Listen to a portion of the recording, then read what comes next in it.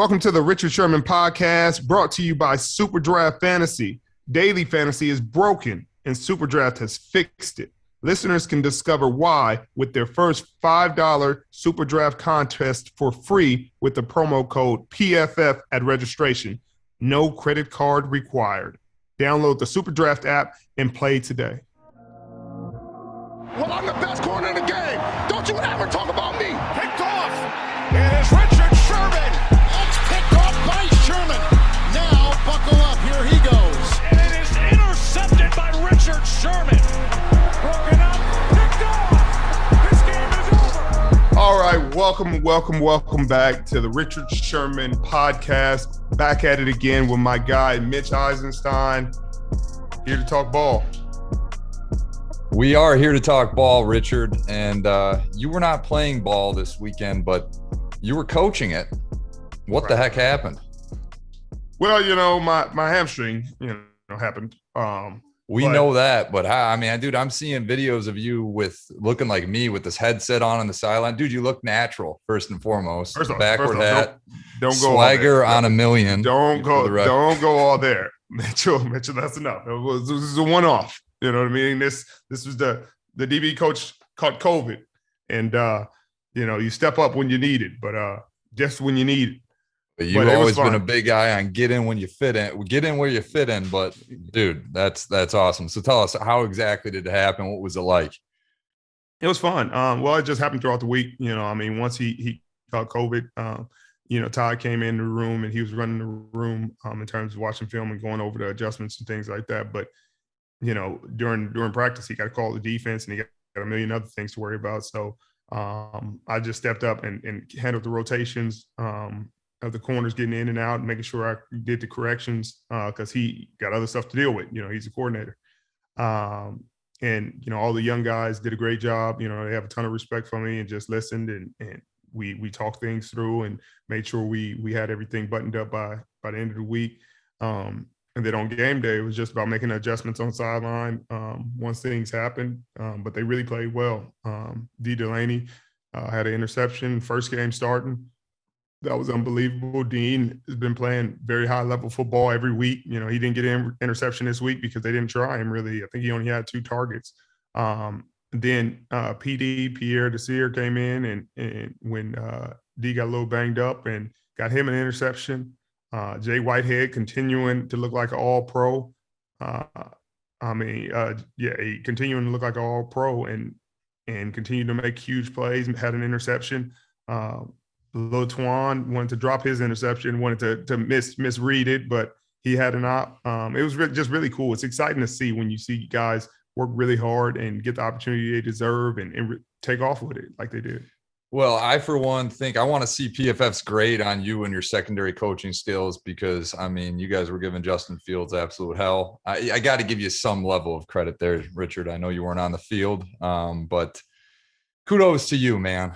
Kudos to you. So what's it going to be like? I know you want to get back on the field as quick as possible, but, when the playing careers are all said and done, is this something – are we going to see you back at Stanford on the sideline with Coach Shaw? Are we going to see you, on an NFL sideline? What the heck's going to happen? Nope. You're going to see me in a booth calling games or in front of a desk talking about the game and then talking about the reactions or breaking down film or something like that. It was fun to do it in that capacity, but, I think I have other callings. I love the game. I love speaking the game. I love imparting knowledge, but the coaching hours are long.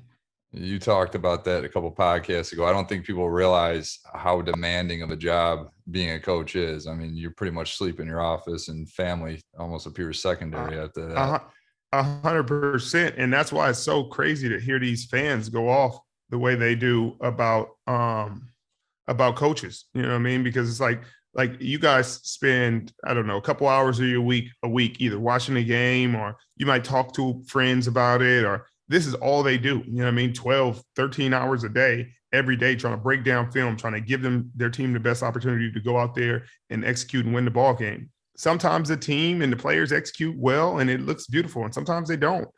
It's a lot of times it's not because the coaches didn't work hard. Maybe they didn't come up with the right plan or maybe they didn't make the right adjustments. But at the end of the day, these guys are out there sacrificing time away from their families, and obviously they're compensated to do it. But I think sometimes these fans are like, this guy sucks and he doesn't even know what to do. And it's like, well, you spent 10 minutes looking at film and listening to 5 people's opinions and criticisms about the play. And now you get to tell the coach, hey, you should have ran this play, or you should have played this guy. And because, at the end of the day, hindsight is 20/20. You're always right when you get to ask about it after the fact. But yeah, those hours, man. Switching topics a little bit here. Probably one of the funnier things that happened over the weekend was Mike Evans giving away Tom Brady's 600 TD pass. I mean, I'm just genuinely curious to know how much that ball is actually worth, because whatever Tom and the Bucs gave that lucky fan, I'm sure did not equate to the value of that ball. But I mean, what were your thoughts on that? I mean, he really had no choice. It's like a home run ball, from like, the record-breaking home run ball, and it's like, hey, what you gonna do with it?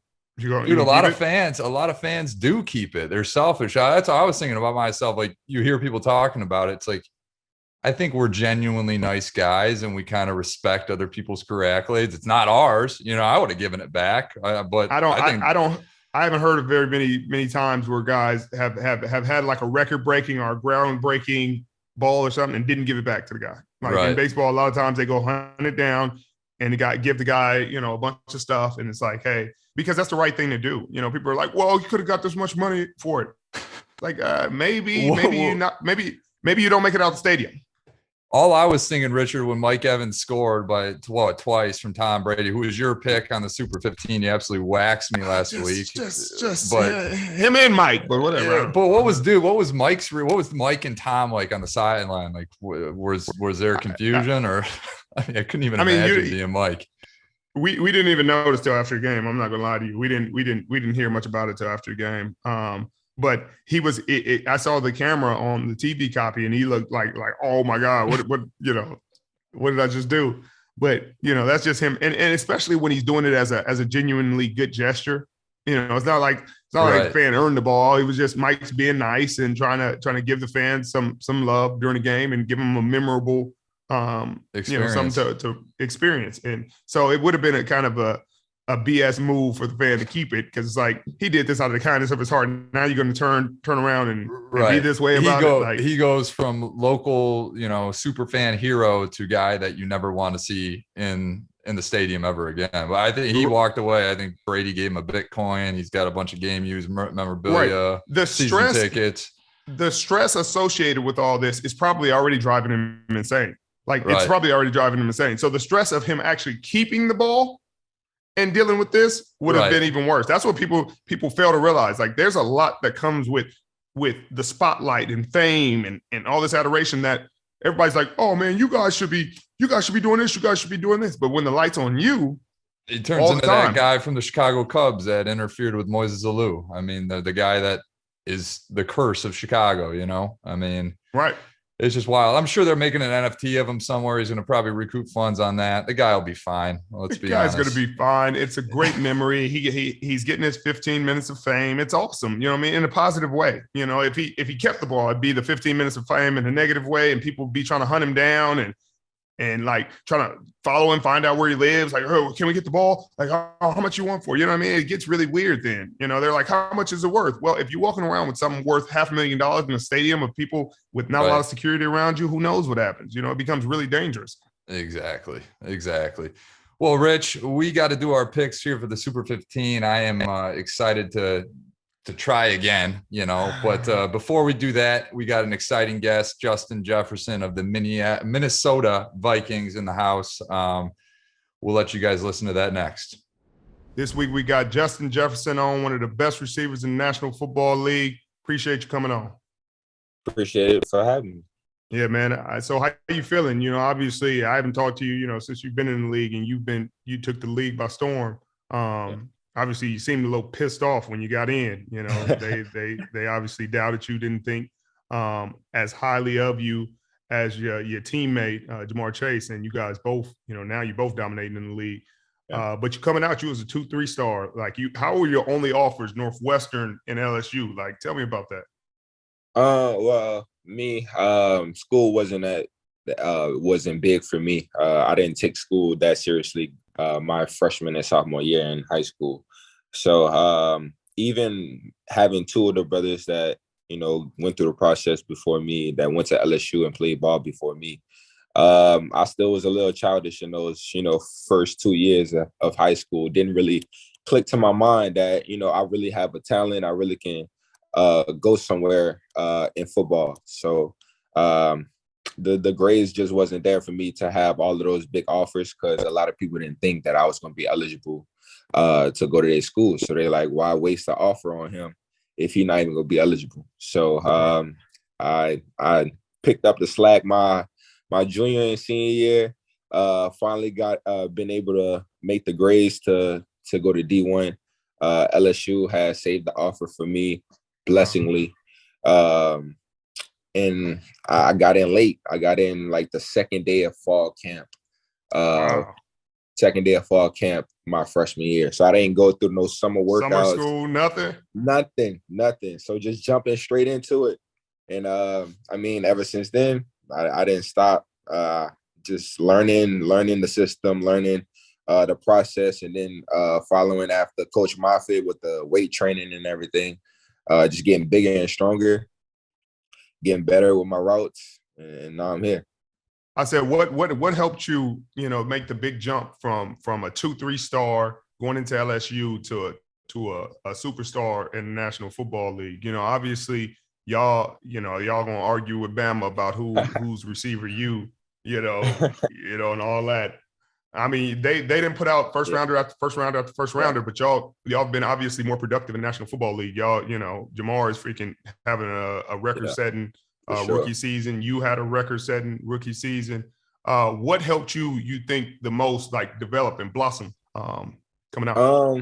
Well, I really give credit to one of the best coaches that ever coached me, was Coach Sullivan. Sully. He coached at Arizona for a long time and Jacksonville. He coached for like 40 years in the league, and he came to LSU my freshman year, and just coached us, taught us some stuff that we never learned before. Learning how to snap down at the end of our routes, how to get off the release, how to beat press, and I never learned that stuff, like how technical he was with that. And after he taught me, after I really got it down pat, nobody really could stay in front of me that much. So I was like, okay, I really got it. I got the justice of it, and now I just gotta go out and run away with it. And yes, sir, I did, and just trying to improve every step of the way. How frustrating was it coming out when you know what you got, who you are, you about to come take this league over and do what you're going to do? Like, how frustrating was it to come in and not be drafted as high as you wanted to be? I said it was very frustrating. Just the production that I did, having 1,500 yards, having 18 touchdowns. And I'm like, okay, like I had a year. I'm good. I'm about to go, at least top 3 receivers picked. And I definitely didn't feel like those the other receivers was better than me, especially by far, to have been picked, 10 picks in front of me. So being able to see the production I did, I knew I was gonna have some type of big production in the league. So I was like, all right, this is where I take off. This is where I leave all of the other guys behind. To show everybody that I'm one of the best receivers in the league and the best receiver in this draft. So going into the league, I wanted to, prove myself to my team, especially, and, to the world, of course. And Coach finally gave me that opportunity week 3. I was like, yeah, it's mine. I gotta go get this bag. Yes, sir. You've been getting it ever since. But like sometimes that's the best way to do it. You know what I mean? Because sometimes if you would have been picked number 3, draft, what you got to be pissed off about then? You know what I mean? Right, that you wasn't one. Sometimes coming in with that chill. I didn't go to the 5th round and I came in pissed. I'm still pissed off about it. But it in a way, it's like a blessing in disguise, because it's like, hey, y'all gave me the fuel and the anger to go out there and eat off everybody's plate. Yeah, and so, for sure. And they talking about y'all receiving class might be one of the best receiving class, at least early on. It looks like one of the best to come out. And you are looking like the best of the best, to come out. You made the Pro Bowl in your rookie year. Like, what helped you acclimate to the league so fast? Kirk Cousins, people give Kirk a lot of hell, but Kirk can play. Yes, Kirk can play. And yes, they never give him the credit he deserves. Like when he playing well, they're like, oh, okay, he's doing all right. But then when he makes a few mistakes, they want to jump on his back. But right. What did he help you? Like, did y'all develop a chemistry right away, or how did that work? I mean, just like everything else, it has to develop. It doesn't just happen right away. Just like me and Joe was in college. Me and Joe didn't snap right away. But just over time, the amount of practice that we put together and the amount of time that we spent together, we kind of build that connection on and off the field, and that kind of helped us when we was playing on Saturday nights. So that's kind of how we've been trying to. Me and Kirk been trying to do, just connect together. They put me and Kirk right next to each other in the locker room. So, I mean, we have no choice but to, talk to each other, see each other every single day, and just, bond together. So I think that was a good move that they did by, just letting us bond together like that, just having our lockers right next to each other. And I mean, it's been good. He been killing it, and we've been doing what we need to do. So we just got to keep going. And I just, want Kirk to play with that confidence always, and always know that me and Adam and the rest of the guys got him. Yeah, speaking of Thielen, man, you had another great receiver on right next to you. You know what I mean? Great route runner, detailed. That boy put many a corner in a blender. Yeah. Did he help you at all? In your development? A lot. I mean, just him being in the league for 8-9 years. He been against all of these top corners, so he knows what those guys look like, what they look for, and how they play. So him just teaching me the different ways to get off the release, just different ways to get out my breaks, how to make things look differently than others. So he's definitely been teaching me, especially learning the plays. Just finding different tactics to use to learn the plays, because it's a lot of plays in the NFL. Yes, sir, it is. Yes, sir, it is.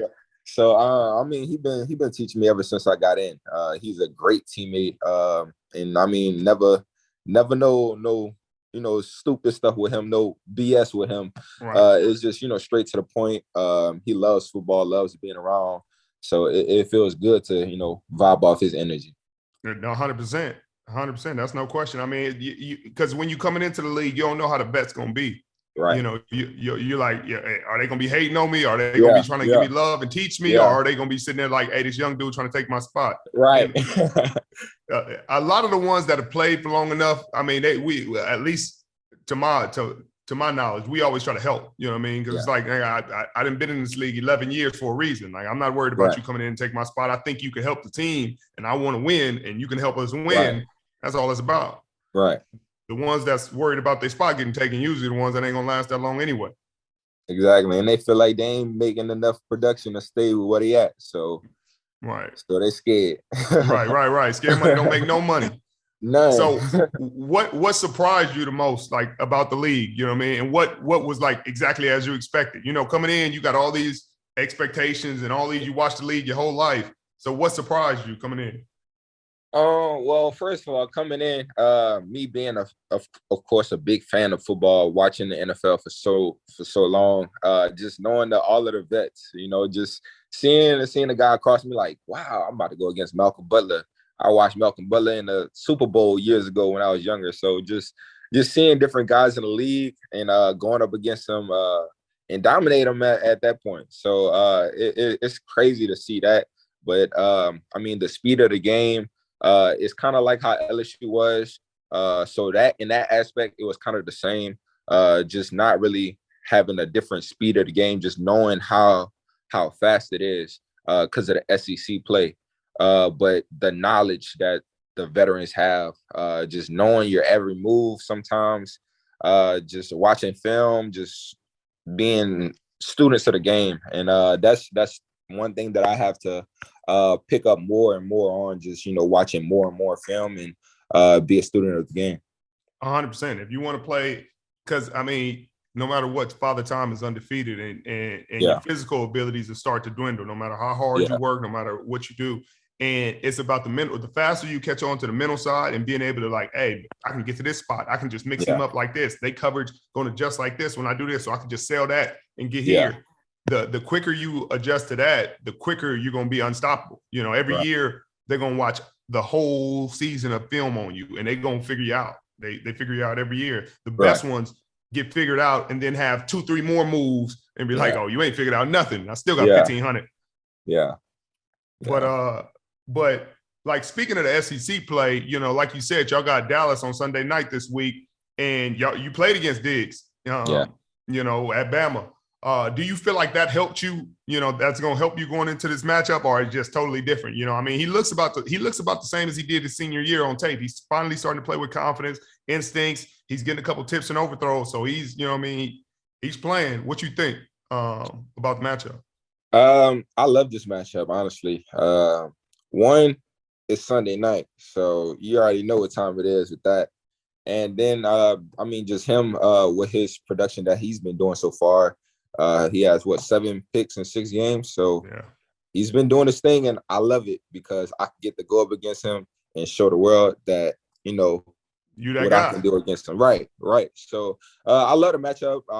I mean, I didn't really go up against him that much when I was at LSU. He mostly went up against Jamar because I was in a slot. But, I mean, of course, I've seen his play. I've seen how he plays. I've been watching film on him, too. So he's a ball hawk, and I am, too. So I got to go get the ball more than he wants. Yes, sir. Yes, sir. What you thinking about your boy Jamar, and what are you doing, man? He went from talking about he can't see the strikes on the ball to like he led everybody astray. Right.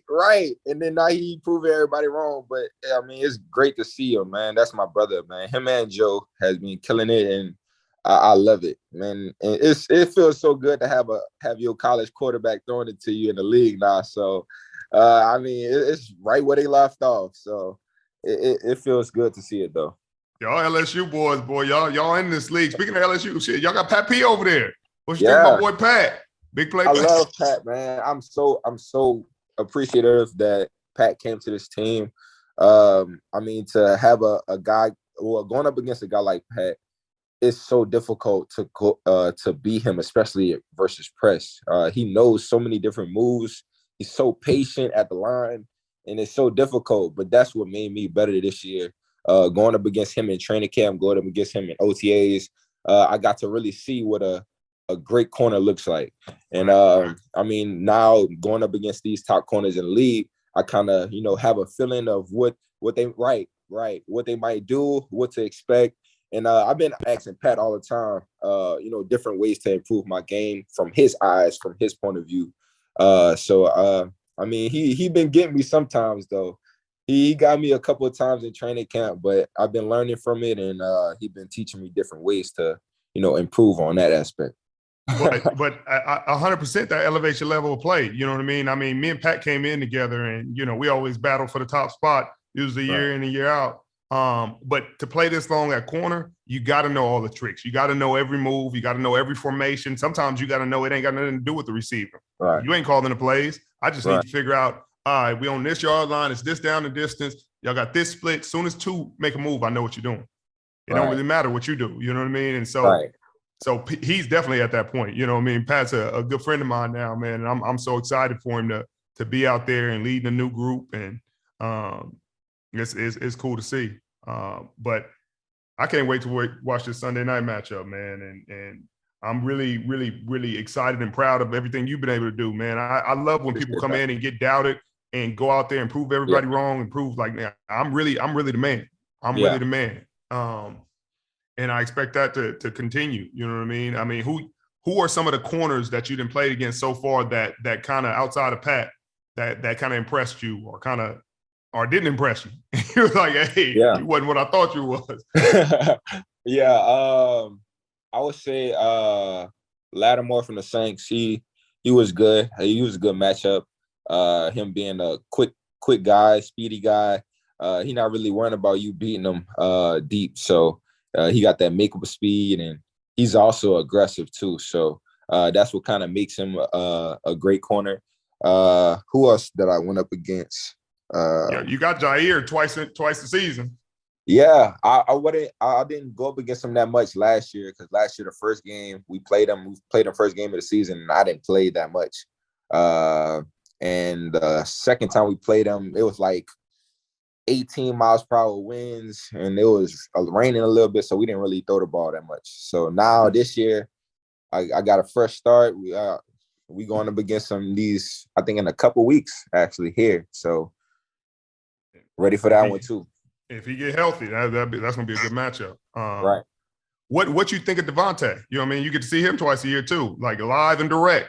You know, what do you think of him? Is he what you thought he was? For sure.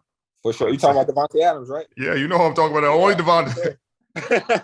For sure, he definitely what he is, and he a dog, man. He's probably one of my favorite receivers to play the game, and his wiggle, oh my god. Then you got A-Rod throwing it to him. Man, that's a bad combo right there. It's a bad combo. They doubling him, and he going for 180. He don't care. Don't make no sense. It don't make any sense, man. It don't make any sense. But I love him as a receiver. He a dog for sure. Growing up, we all kind of go through stuff. You know what I mean? Go through I felt like when I was young, you know what I mean, the trials and tribulations, just going through living in the hood and going through all the BS kind of helped build me and mold me. But I always had coaches, like my high school coach, my track coach, Coach Smith, and my football coach, Coach D, and his dad, Willie D. They really was the ones that kind of got me to believe that I was going to be, you know what I mean, what I am. Really believe, like, hey, if I work hard enough, I go out there and I can push and elevate above what I thought I had.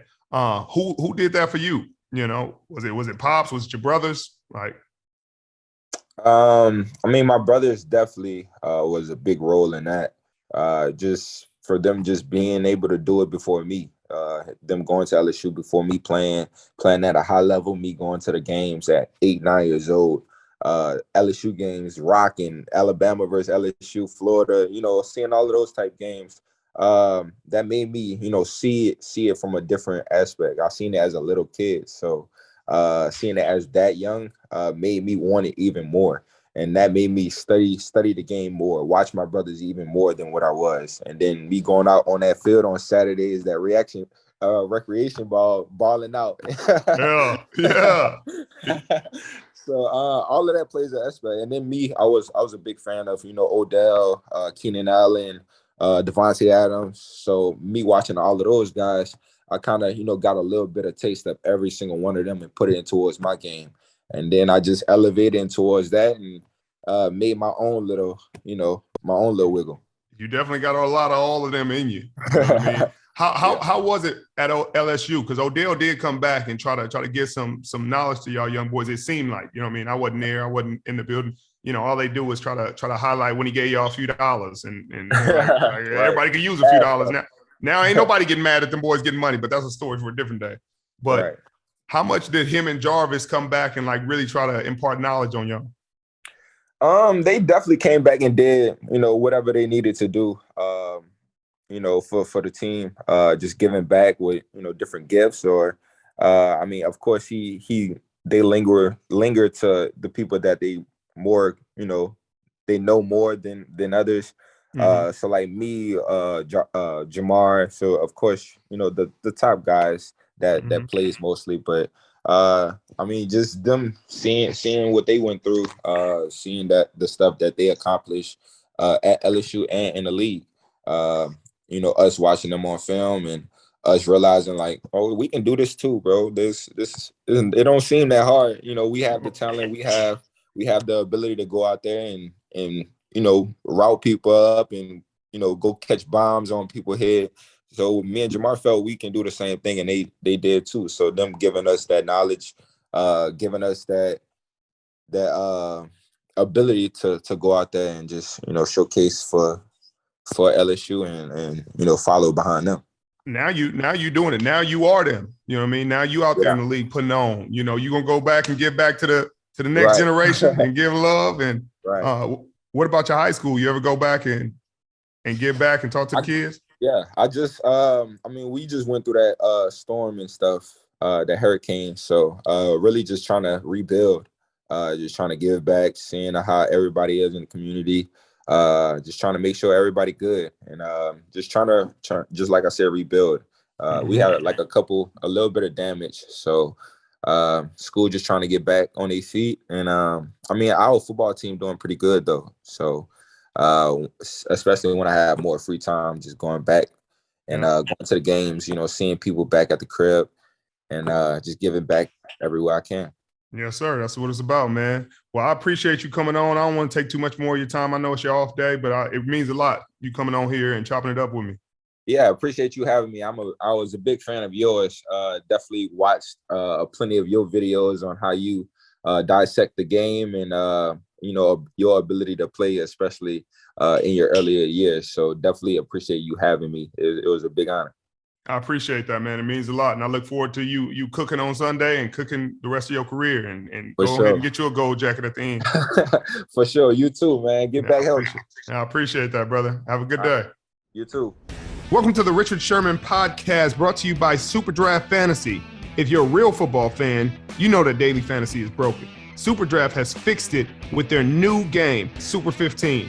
Listeners get their first $5 game for free, no deposit required, with the code PFF at registration. You know the game. Pick your best 5 players off the grid with $15 in salary and let it ride. It takes less than a minute. Watch me pick a new lineup every week and see if you can beat my score. Download the Super Draft app and see if you can beat me to win cash prizes. Just use the code PFF at registration for your first $5 contest free. No credit card required to claim the offer. Offer only eligible for new accounts. All right. You guys know what time it is. It's time for the Super 15 Super Draft contest. Come on. You know who I got. I'm going with the same lineup as last week. It worked for the most part, at least for my guys. Tom Brady with my $5 pick. Of course, PFF's highest rated quarterback. Again, what you gonna do? Mike Evans, 3 touchdowns last week in the first half. All right, no insider information here. Appreciate you, Mike. Harry McLaurin, most contested catches in the NFL with 19. Highlight maker, big play maker. Come on, Terry. Do it for me. Gary Terry. And of course, Kyle Pitts, who has been doing a fantastic job in Atlanta. He's starting to get his groove. PFF's highest rated rookie pass catcher. And he's playing the Panthers this week. I expect him to have some success there. And then Kenneth Gainwell. Unfortunately, Miles Sanders went down, but it gives this guy an opportunity to step up and make huge plays for the Philadelphia Eagles, and I expect him to take advantage of his opportunity. It's a risky $1 pick, but that's the guy I'm going with. Do it for me. I'm a little upset I let you go first here, Rich, because I do really like the Pitts and Gainwell choice. I mean, Pitts is absolute stud. That kid is he's my TE1 going forward. I'm marking that down right now. And Kenneth Gainwell, he's playing, again, insider info on my end, he's playing the Detroit Lions, so that's a good pick, Richard. For me, I'm going to go a little bit different route. I'm going to go with the hot hand.